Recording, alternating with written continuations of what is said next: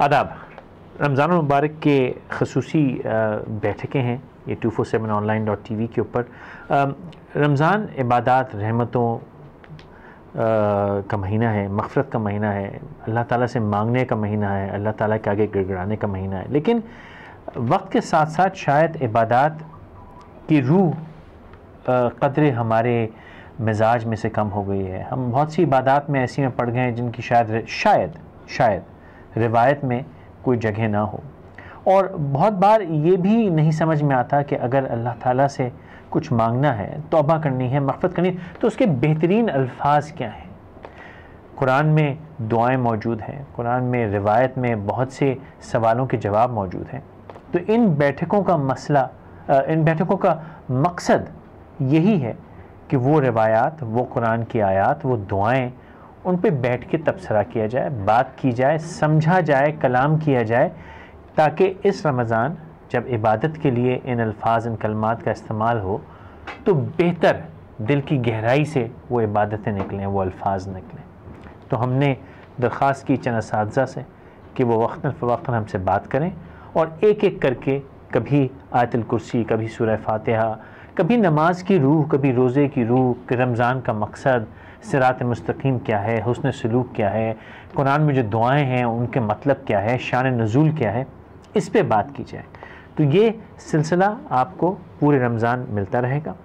اب اگر آپ یہ ویڈیو یوٹیوب یا ہماری ویب سائٹ 247online.tv پہ دیکھ رہے ہیں تو یہ نہ سمجھیے کہ یہ ایک اکیلی ویڈیو ہے، یہ ایک کڑی ہے پوری، اور اس میں کئی ویڈیوز موجود ہیں. اگر آپ ہماری ویب سائٹ پہ دیکھ رہے ہیں تو یہاں آپ کو ایک لنک اس پیج پہ کہیں نہ کہیں ضرور ملے گا، جہاں سے کہ آپ جا کے اس پوری لسٹ کو دیکھ سکیں گے رمضان المبارک کے مناسبت سے جو ہم نے شوز کیے.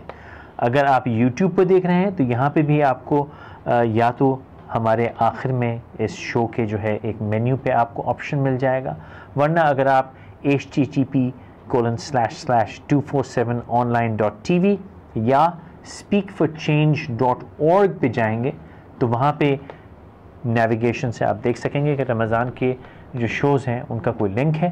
وہاں جا کے آپ کو پیج پہ وہ تمام شوز کی لسٹ مل جائے گی، جس سے کہ آپ کو ان شوز کو دیکھنے کا موقع ملے گا. آئیے آج جس موضوع پہ بات ہو رہی ہے اس کی طرف چلتے ہیں. رمضان کے مہینے میں مغفرت، توبہ اور حاجات کے لیے خاص دعائیں کی جاتی ہیں، لیکن وہ الفاظ، وہ کلمات کیا احسن ہیں. یوں تو آپ کسی بھی طرح دعا کریں، بہتر ہے، افضل ہے، لیکن کچھ کلمات ایسے ہیں یقیناً جو اللہ تعالیٰ نے قرآن میں دیے یا اسلامی روایات سے منسوب ہیں. تو ان پہ آج بات کرنے کی کوشش کروں گا باری باری کہ وہ الفاظ، وہ کلمات، وہ دعائیں کیا ہیں جن سے کہ بہتر اللہ تعالیٰ سے بات چیت ہو سکتی ہے. خالد ظہیر صاحب موجود ہیں. خالد صاحب السلام علیکم، آپ خیریت سے ہیں؟ وعلیکم السلام جی، الحمدللہ. اچھا خالد صاحب ابتدا کرتے ہیں، کیونکہ سب سے پہلا کام جو ہے وہ استغفار کا ہے. توبہ سے بھی پہلے اللہ تعالیٰ سے معافی مانگنی ہوتی ہے، میں یہ سمجھتا ہوں. تو استغفار کے لیے کتابیں اگر دیکھیں تو سید الاستغفار جو ہے اس کا ذکر ہے، چھوٹی استغفر اللہ، بڑی. لیکن مجھے یقین ہے کہ کوئی نہ کوئی خاص روایت یا قرآن میں ایسے الفاظ یقیناً موجود ہوں گے جس سے کہ بہتر اللہ تعالیٰ سے استغفار کا طریقہ ہوگا، اور اس پہ کچھ روشنی ڈالیے. ایک تو فیصل صاحب میں جو چیز کلیریفائی کرنا چاہتا ہوں وہ یہ ہے کہ جتنے بھی الفاظ ہیں جی قرآن مجید میں بیان ہوئے ہیں، احادیث میں آئے ہیں، اور بعض الفاظ وہ بھی ہیں کہ جو ہمارے ہاں بعض بزرگوں سے بھی منقول ہیں، ان میں اصل چیز ان الفاظ کے پیچھے معنی اور اس کی روح ہے. یعنی کوئی ہمارے دین میں ایسی بات نہیں بتائی گئی کہ تم نے اگر فلاں کلمہ پڑھ لیا بے جانے بوجھے، بے روح، تو اس کے نتیجے میں تمہارے تمام گناہ بخش دیے جائیں گے. بے شک اصل چیز، اصل روح، اصل اسپرٹ وہ ندامت اور احساس ہے کہ جو اپنی غلطی اور کوتاہی پر انسان کے دل پر طاری ہونا چاہیے. بے شک اس اظہار کے پھر مختلف طریقے ہیں. اس میں ایک میں آپ کو بہت دلچسپ بات بتاؤں کہ آدم علیہ السلام سے جب غلطی ہوئی تو قرآن مجید یہ بتاتا ہے ہم کو کہ اس غلطی کے بعد آدم علیہ السلام کے اوپر ایک کیفیت طاری ہوئی. اس کیفیت کے جواب میں اللہ کی جانب سے کچھ الفاظ ہیں کہ جو اترے. تو اللہ تعالیٰ یہ فرماتے ہیں کہ آدم علیہ السلام نے اپنے رب سے چند کلمات لیے اور اس نے اس کے ذریعے سے توبہ کی تو اللہ نے ان کی توبہ قبول فرمائی. بے شک. یعنی چیز وہ احساس تھا کہ جو آدم علیہ السلام اور ان کی زوجہ محترمہ کے دل میں پیدا ہوا اور پھر الفاظ اللہ کی جانب سے ملے. اصل میں اللہ کی جانب سے الفاظ کے ملنے کا مطلب یہ ہوتا ہے کہ آپ کو وہ بہترین الفاظ مل گئے کہ جس میں ہر طرح کی یاد محفوظ ہے اور آپ کے جذبات کی بہترین غمازی بھی ہو رہی ہے. بے شک. اس تمہید کے بعد میں گزارش کروں گا کہ ہمارے ہاں قرآن مجید میں بھی بہت بیان ہوا ہے, استغفار کا ذکر آیا ہے, لیکن جہاں کہیں بھی دعاؤں کا بیان ہے اس میں زیادہ تر اس طرح کے الفاظ ہمیں ملتے ہیں کہ اے میرے رب میں نے اپنی جان پر ظلم کیا, ہم نے اپنی جانوں پر ظلم کیا. یہ جو میں ابھی آپ کے سامنے آدم علیہ السلام کا واقعہ بتا رہا ہوں تو اس میں جب اس کو بیان کیا گیا سورہ اعراف میں تو فرمایا کہ ربنا ظلمنا انفسنا وَإِن لَّمْ تَغْفِرْ لَنَا وَتَرْحَمْنَا لَنَكُونَنَّ مِنَ الْخَاسِرِينَ. اے ہمارے رب ہم نے اپنی جانوں پر ظلم کیا اور اگر تو نے ہم کو معاف نہ کیا, ہم پر رحم نہ فرمایا تو ہم یقیناً نقصان اٹھانے والوں میں ہو جائیں گے. ظاہر ہے کہ بہترین الفاظ ہیں, لیکن ان بہترین الفاظ کے پیچھے جب تک کہ وہی جذبہ اور احساس نہیں ہوگا تو ظاہر ہے کہ اس کا وہ اثر نہیں ہوگا. بے شک بے شک. احادیث میں بھی ہم کو بہت سارے الفاظ ملتے ہیں دعاؤں کے, استغفر اللہ ربی من کل ذنب, میں اللہ سے معافی مانگتا ہوں تمام گناہوں پر, اور اس میں پھر اس کی آگے تفصیلات ہیں. اچھا خالد صاحب میں آپ سے اگر درخواست کروں کہ ممکن ہو جہاں تک تو جو ریفرنس آپ دیں ان کے اگر سورہ اور آیت نمبر بتاتے جائیں تو آسانی ہو جائے گی مجھے, جہاں تک ممکن ہو. یہ جو میں نے ابھی آپ کے سامنے آیت مبارکہ بیان کی, جی یہ آیت ہے سورہ اعراف کی. ٹھیک ہے. سورہ اعراف جو ہے وہ ہے آیت سورہ نمبر 7, اور اگر آپ اس کی آیت کا بھی ریفرنس مانگ رہے ہیں تو یہ اب آپ نے مجھے ایک مزید تحقیق میں اس کو تلاش کر کے بھی آپ ہاں تو وہ کریں گے کہ بعد میں آپ سے لے کے پھر ہم اس کو انسرشنز میں ڈالتے رہیں گے تاکہ جو لوگ ریفر کرنا چاہیں تو وہ بہتر کر پائیں. جی ٹھیک ہے ٹھیک ہے. تو یہ تو آپ نے 2 دعائیں مجھے بتائیں, لیکن وہ آیت کریمہ بھی ہے اور جب وہ انا للہ و انا الیہ راجعون ہے اس کا بھی اگر مجھے میں غلط نہیں کہہ رہا تو ریفرنس کچھ یہی ہے مغفرت توبہ کا؟ نہیں, وہ ایسے ہے جی کہ اس میں ایک اپنی سپردگی کا ایک کہیے کہ اعلان ہے, بیان ہے کہ انسانوں میں سے وہ کہ جن کے اوپر اگر کوئی مشکل مصیبت آتی ہے اور وہ اللہ کے ساتھ لو لگائے ہوئے ہوتے ہیں, تعلق قائم کیے ہوتے ہیں, تو وہ اپنے آپ کو مطمئن کر لیتے ہیں یہ کہہ کے کہ ہم اللہ ہی کے ہیں اور اسی کی طرف ہم لوٹ کر جانے والے ہیں. یعنی الذین اذا اصابتہم مصیبہ, جب کبھی انہیں کوئی مشکل مصیبت آتی ہے, قالوا انا للہ و انا الیہ راجعون, تو وہ کہتے ہیں کہ ہم اللہ ہی کے ہیں, اللہ ہی نے ہم کو پیدا کیا اور ہم اسی کی طرف ہم لوٹنے والے ہیں. وہی ہمارا مالک ہے, وہی ہمارا پیدا کرنے والا ہے, ہماری ضرورتوں کو پورا کرنے والا ہے, اور اس کے بعد ہم اسی کی طرف جانے والے ہیں. تو اگر فرض کرو کہ اس وقت ہمیں کوئی مشکل آ رہی ہے تو اس سے کیا مسئلہ ہے, اس میں کیا پریشانی ہے؟ وہی ہے کہ جو ہمیں سنبھالے گا, اسی نے ہم کو پیدا کیا ہے, اور بالآخر ہوگا کیا, یہاں سے اگر جائیں گے تو اسی کی طرف جائیں گے. تو اس وجہ سے ہمارے لیے تو کوئی پریشانی اور مشکل کی وجہ نہیں ہے. یہ سورہ بقرہ ہے, 2 نمبر سورہ ہے, اور یہ جو آیت مبارکہ ہے یہ آیت نمبر 156 ہے, 156. ٹھیک. اچھا اس کو جو ہے ہم عام استعمال میں تب لا کے آتے ہیں جب کسی کا انتقال ہو جائے یا کہا جاتا ہے کوئی چیز گم ہو جائے تو یہ پڑھ لو واپس مل جائے گی, لیکن اس میں دعا کا عنصر بھی تو موجود ہے نا؟ بالکل موجود ہے, اور یہ بڑی عجیب بات ہے. دیکھیں جب کبھی بھی کوئی اس طرح کے الفاظ آپ کی معاشرت میں ایک روٹین کا درجہ اختیار کر لیں نا, تو میں نے یہ دیکھا ہے کہ بالعموم پھر وہ اپنی اصل حقیقت کو بیٹھتے ہیں, اس لیے کہ وہ تو اصل میں آپ ایک روٹین کی بات کر رہے ہوتے ہیں بے سمجھے پوجے. ہم جیسے کہتے ہیں نا انشاءاللہ, حالانکہ ظاہر ہے کہ انشاءاللہ ایک بڑا ہی پاکیزہ کلمہ ہے, آپ اللہ پر بھروسہ کر رہے ہوتے ہیں, لیکن اب ہم اس کو بغیر سوچے سمجھے پڑھ لیتے ہیں. تو اسی طرح سے آپ بالکل بجا فرما رہے ہیں کہ یہ دعا کا بھی اس میں ایک بڑا گہرا مفہوم پایا جاتا ہے, کہ جب آپ یہ کہتے ہیں کہ دیکھو جب ہم اللہ ہی کے طرف سے آئے ہیں, اسی نے ہم کو پیدا کیا ہے, وہی ہمارا مالک ہے, وہی ہمارے معاملات کو سنبھالے ہوئے ہے, تو اس وقت ہم جس مشکل میں ہیں اس کو بھی وہی سنبھالے گا, اور ہمیں اس پر پورا بھروسہ ہے, اور بالآخر لوٹ کر ہم اسی کے پاس جانے والے ہیں. تو ہمارے لیے پریشان ہونے کی کوئی وجہ نہیں ہے, ہم نے اپنا معاملہ اللہ کے حوالے سپرد کر دیا. اچھا, تو پھر اگر میں چاہوں کہ ایک دفعہ مجھے آپ ذرا دوبارہ سمیٹ کر دیجئے, آپ نے حضرت آدم علیہ السلام کی دعا سے ربنا ظلمنا انفسنا وَإِن لَّم تغفر لنا سے آپ نے فرمایا. حضرت آدم علیہ السلام کے بارے میں آپ جانتے ہیں نا کہ جو واقعہ ہے جی وہ سورہ بقرہ کی ابتدا میں بیان ہوا ہے.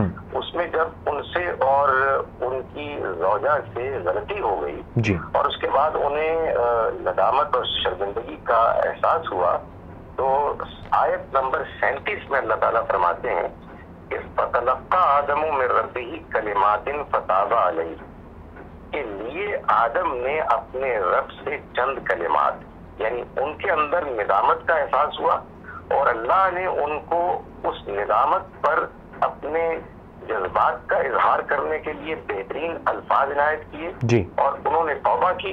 فَتَابَ عَلَيْهِ, تو اللہ نے ان کی توبہ کو قبول کر لیا.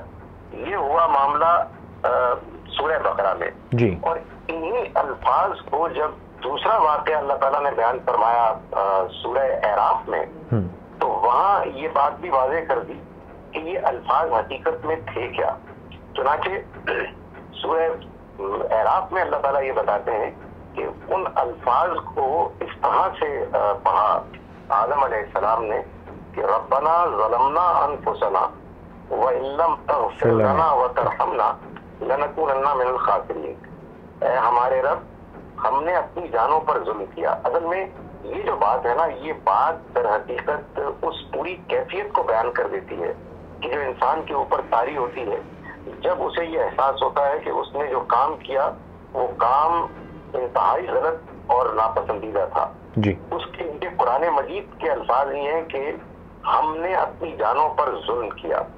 یہ اصل میں قرآن مجید میں جگہ جگہ یہ الفاظ بیان ہوئے ہیں اس بات کو واضح کرنے کے لیے کہ اللہ نے تو انسان کو ایک پاکیزہ مخلوق بنایا, لیکن انسان اوقات اپنی نالائقی کی وجہ سے, خواہشات میں مبتلا ہونے کی وجہ سے اپنے اس پاکیزہ نیچر کو, فطرت کو بگاڑ دیتا ہے اور اپنے ساتھ ظلم کرتا ہے جی, اپنے ساتھ زیادتی کرتا ہے. چنانچہ یہ دیکھیے کہ کتنی خوبصورت بات ہے جو قرآن بیان کرتا ہے کہ ہم تو یہ سمجھتے ہیں نا کہ کسی ظالم نے کسی مظلوم کے اوپر زیادتی کی, تو اصل میں جو ظالم ہے بس وہ وہی ہے کہ جس نے کہ وہ ظلم کیا. قرآن مجید اس کے برعکس یہ بات بیان کرتا ہے کہ ہر وہ شخص کہ جس نے اپنے اندر کے اللہ کی دی ہوئی نیکی کے داعیات اور جذبات کو نظر انداز کر کے اس نے کوئی گناہ کیا تو وہ ظلم کر رہا ہے, اور ظلم کس پہ کر رہا ہے؟ اپنے اوپر کر رہا ہے. بے شک ظالم بھی مظلوم پر ظلم نہیں کر رہا بلکہ اپنے اوپر ظلم کر رہا ہے, اس لیے کہ اپنی فطرت کو بگاڑ رہا ہے, اور آخرت میں جو مقام اس کو مل سکتا تھا اس مقام کو, اس کامیابی کو وہ ضائع کر رہا ہے. یہ الفاظ ہیں سورہ اعراف میں, آیت نمبر ہے 23. ٹھیک 23 جی. اچھا, آیت کریمہ میں بھی تقریباً اسی قسم کے الفاظ ہیں. جی, وہ آپ کو معلوم ہے کہ مشہور واقعہ ہے یونس علیہ السلام کا, جی بالکل, جس میں وہ جب اپنی ایک غلطی کی وجہ سے وقت سے پہلے اللہ کے حکم کا انتظار کیے بغیر اپنی قوم کو چھوڑ کر چلے گئے جی, تو اس موقع پر اللہ کی طرف سے آپ یہ دیکھیے کہ اپنے پیغمبر کو اللہ نے یہ سزا دی کہ مچھلی نے اپنے پیٹ میں ان کو لے لیا, نگل لیا. جی, اس موقع پر ان کے دل سے جب یہ دعا نکلی, لا الہ الا انت سبحانک, نہیں ہے کوئی معبود تیرے سوا, تو ہر عیب سے پاک ہے, انی کنت من الظالمین, یقیناً میں ہی ظالموں میں سے تھا. تو یہ جو الفاظ ہیں یقیناً یہ بھی وہ الفاظ ہیں کہ جس کے نتیجے میں اللہ کی رحمت پھر کا تقاضا ہوا کہ وہ ان کے اس اقدام کے گناہ کو معاف کر دے، اور پھر اللہ نے ان کو مچھلی کے پیٹ سے نکالا اور ان کی دعا کو قبول کیا۔ ظاہر ہے کہ یہ بھی بڑے غیر معمولی الفاظ ہیں، اور جو ہمارے ہاں ان کا بہت ذکر بھی ہوتا ہے، لیکن ان کی بھی اصل جو مفہوم اور اس کا جو پس منظر ہے اس کو ذہن میں رکھنا چاہیے۔ یہ سورہ انبیاء ہے جی، سورہ انبیاء 21 نمبر سورہ ہے، اور اس کی آیت نمبر 87 ہے، 87۔ اوکے، اچھا، تو اگر میں آپ سے کہوں ہمارے دیکھنے سننے والوں کے لیے کہ اس رمضان اگر مغفرت یا توبہ کے لیے کوئی دعا کرنی ہو تو آپ یہ فرمائیں گے، کیا میں صحیح ہوں کہ ان دو دعاؤں کا کثرت سے استعمال کیا جائے؟ بالکل کرنا چاہیے، اور یہ دو دعائیں دونوں بہت مؤثر ہیں۔ ان دونوں دعاؤں کے ساتھ اگر ایک جو دعا حدیث میں آتی ہے جی، وہ بھی اگر الفاظ کے ساتھ پڑھ لی جائے تو وہ بہت مفید اور بہت مؤثر ہے۔ ارشاد فرمائیے۔ اللہم انی ظلمت نفسی ظلما کثیرا، جی، اللہ میں نے اپنی جان پر بہت زیادہ ظلم کیا، اور اس کی بھی مناسبت اس کی بھی ایسی ہی بنتی ہے۔ ترلی و ترحمنی، اگر تو نے مجھے معاف نہ کیا اور مجھ پر رحم نہ فرمایا تو لنکونن من الخاسرین، تو میں لازماً نقصان اٹھانے والوں میں ہو جاؤں۔ تو یہ الفاظ مختلف ہیں، جی، چاہے سورہ اعراف کے الفاظ ہوں، چاہے سورہ انبیاء کی اس آیہ مبارکہ کے الفاظ ہوں، چاہے حدیث مبارکہ کے الفاظ ہوں، یہ بہترین الفاظ ہیں۔ لیکن میں پھر گزارش کروں گا، الفاظ کے پیچھے جو معنی ہے اور معنی کے اندر جو پنہا انسان کے اندر کا احساس اور جذبہ ہے، وہ ہے اصل روح، کہ جس کو کہ بیدار ہونا چاہیے، ورنہ بہترین سے بہترین الفاظ محض لوگوں کی زبان پر ایک ورد کا ذریعہ بن جاتے ہیں، اور کوئی اثر نہیں ہوتا۔ ایک جانب آدمی اسی کی تصدیق کر رہا ہوتا ہے، اور دوسری جانب انسان وہی ظلم کر رہا ہوتا ہے کہ جس پر بظاہر وہ معافی مانگ رہا ہے۔ تو مطلب 1000 بے معنی ورد سے شاید ایک بامعنی محسوس کیا ہوا کہا ہوا شاید زیادہ مؤثر ہو۔ یقیناً یہ بہت صحیح بات آپ نے بیان فرمائی کہ شعور اور احساس کے ساتھ کی گئی توبہ اور استغفار یہی وہ چیز ہے کہ جو اللہ کے ہاں مطلوب ہے اور اس کی رحمت کو دعوت دیتی ہے۔ لیکن میں اگر آپ مجھے اجازت دیں فیصل صاحب، تو میں ایک اور آیہ مبارکہ کا بھی حوالہ دینا چاہوں گا۔ اس میں اگرچہ کہ دعا تو نہیں ہے، لیکن اس میں اللہ تعالیٰ نے اسی حقیقت کو بیان کیا ہے کہ جس کو ہم ابھی زیر بحث لا رہے ہیں، کہ اللہ تعالیٰ کی جو رحمت ہے جی، وہ انسان کے کس موقع پر انسان کی طرف متوجہ ہوتی ہے۔ ہاں صاحب، ایک لمحہ مجھے ایک چھوٹا سا بریک لینا ہے، ایک لمحہ میرے ساتھ ٹھہریے گا، میں فوراً واپس آتا ہوں۔ Get tempted by mouth-watering, juicy pineapples. Chill out with refreshing tropical fruit cocktails. Del Monte. Say yes to the best.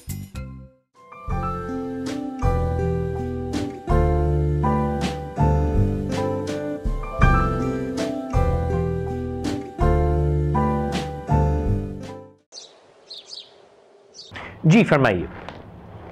جی، یہ سورہ زمر ہے، سورہ زمر 39 سورہ ہے، 39۔ اس میں آیت نمبر 53 ہے، 53۔ اوکے، اللہ تعالیٰ کا ارشاد ہے کہ قل یا عبادی الذین اسرفوا علی انفسہم، آپ اے پیغمبر میرے ان بندوں سے کہہ دیجئے کہ جنہوں نے اپنی جانوں پر ظلم کیا۔ میں نے گزارش کی نا کہ جو گناہ کرتے ہیں اللہ تعالیٰ یہ فرماتے ہیں کہ اصل میں وہ اپنی جانوں پر زیادتی کر رہے ہیں۔ ٹھیک ہے، ان کو کہہ دیجئے لا تقنطوا من رحمت اللہ، اللہ کی رحمت سے مایوس نہ ہو۔ ان اللہ یغفر الذنوب جميعا، اللہ تمام گناہوں کو معاف کر دینے والا ہے۔ انہ هو الغفور الرحیم، یقیناً وہ مغفرت کرنے والا، رحم کرنے والا ہے۔ لیکن اگلی آیہ مبارکہ میں فرمایا وَأَنِيبُوا إِلَىٰ رَبِّكُمْ وَأَسْلِمُوا لَهُ، اور رجوع کرو تم اپنے رب کی جانب اور اس کی فرما برداری اختیار کرو، من قبل ان یأتیکم العذاب، اس سے پہلے کہ تم پر عذاب آ جائے، ثم لا تنصرون، پھر تمہاری مدد نہ کی جائے. یعنی مطلب یہ ہے کہ اللہ کی رحمت بہت وسیع ہے، جی ہاں، تمام گناہوں کو دھونے کے لیے بہت کافی ہے، تیار ہے، لیکن یہ ضروری ہے کہ تم اس کی رحمت کا دروازہ کھٹکھٹاؤ، اس کی طرف رجوع کرو، اس کے فرما بردار بنو، تو انشاءاللہ تمہارے گناہوں کو وہ سب کے سب گناہوں کو وہ بخش دے گا، تم اس کی رحمت سے مایوس نہ ہو. بہت اعلیٰ. مغفرت اور توبہ کی مناسبت سے آپ کچھ اور کہنا چاہیں گے اس کے لیے، ورنہ پھر ہم اگلے موضوع کی طرف چلیں؟ نہیں، میں یہ بات ضرور کہنا چاہوں گا کہ مغفرت اور توبہ کے لیے فیصل صاحب یہ بہت ضروری ہے کہ انسان خود احتسابی کے عمل کو جاری رکھے. یہ جو رمضان کا مہینہ ہے، اس کے بارے میں بھی نبی صلی اللہ علیہ وسلم کا ارشاد ہے کہ من صام رمضان ایمانا و احتسابا، جس نے رمضان کے روزے رکھے ایمان کی کیفیت میں اور احتساب کی کیفیت میں، یعنی آپ کرٹیکل ہوں اپنے معاملے میں، تو فرمایا غفر لہ ما تقدم من ذنبہ، اس کے ماضی کے گناہ بخش دیے جائیں گے. لیکن یہ ضروری ہے کہ میں اپنے اوپر تنقید کرتا رہوں. اگر میں اپنی انانیت کے فریب میں مبتلا ہوں اور میں اپنی غلطیوں کو دیکھ ہی نہیں پا رہا، تو پھر آپ نہ توبہ کر سکیں گے، نہ استغفار کر سکیں گے. یہ ممکن ہے کہ آپ اس کی ان دعاؤں کو ضرور پڑھیں، لیکن وہ دعائیں آپ پر اثر انداز نہیں ہوں گی، اس لیے کہ آپ نے اپنی غلطیوں کو جاننے کے عمل کو اختیار ہی نہیں کیا. استاد، آپ میرے استاد ہیں، اس لیے میں آپ کو استاد کہہ رہا ہوں، میں مذاقاً، لیکن آپ سے بات کرنے میں ایک مشکل یہ ہے کہ جب میں کوئی معاملہ سمیٹنے لگتا ہوں تو آپ ایک نیا معاملہ کھولے دیتے ہیں.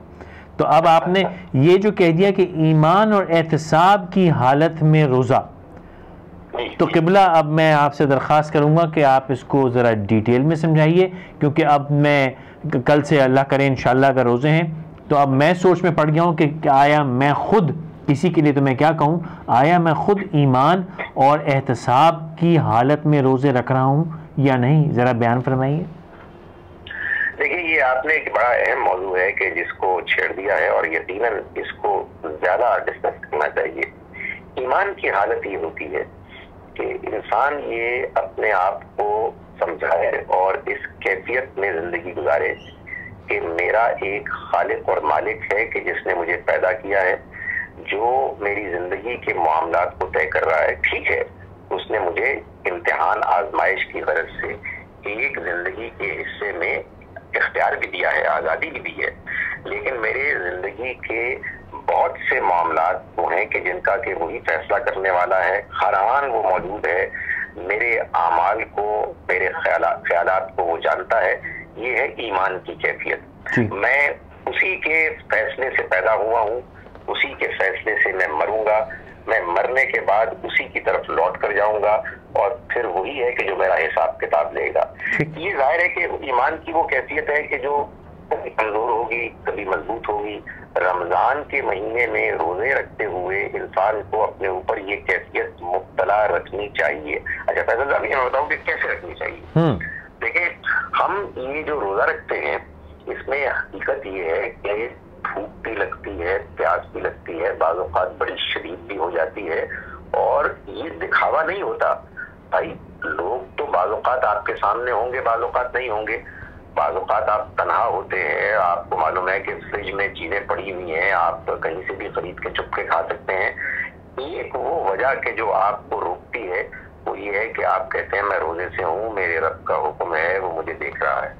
یہی کیفیت ہے کہ جس کو مضبوط کرنا ہے، جس کو اپنے اوپر طاری کرنا ہے، اور اسی کی روشنی میں اسی کی کیفیت میں زندگی گزارنی ہے. یہ ہوا ایمان. اب یہ احتساب پہ نہ جائیے، کیونکہ میں ایمان پہ اب جو آپ نے ایک بات چھیڑ دی.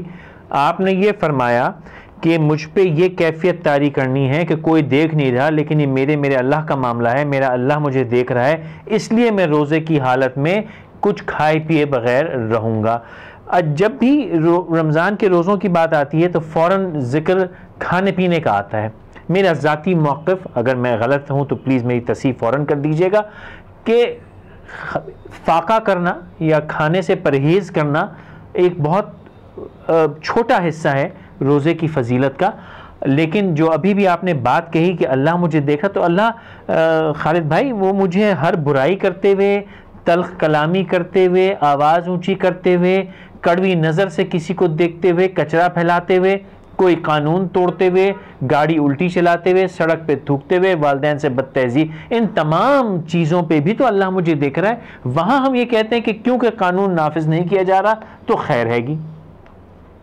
آپ نے بہت اچھی بات کی۔ دیکھیے یہ بالکل وہی بات ہے کہ جو آپ دیکھیں کہ نبی اکرم صلی اللہ علیہ وسلم نے کس قدر خوبصورتی سے بیان فرمائی۔ آپ نے فرمایا کہ جو شخص جھوٹ بولنے اور جھوٹ پر عمل کرنے سے گریز نہیں کرتا، اللہ کو ہرگز کوئی ضرورت نہیں ہے کہ وہ بھوکا رہے یا پیاسا رہے۔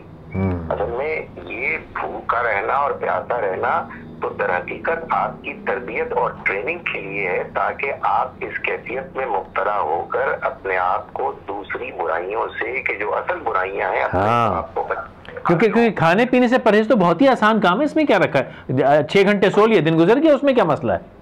آپ صحیح فرما رہے ہیں۔ اور لوگوں کی غیبتیں کی اور آپ نے ادھر ادھر کی باتیں کی، دل پھیلا لیا، اور پھر شام کو افطار کے میں جو چیزیں کھانی ہیں ان کے بارے میں امیجن کیا کہ کتنا مزہ آئے گا۔ ظاہر ہے بھوکا رہ کے جب آدمی کھاتا ہے تو زیادہ لطف آتا ہے۔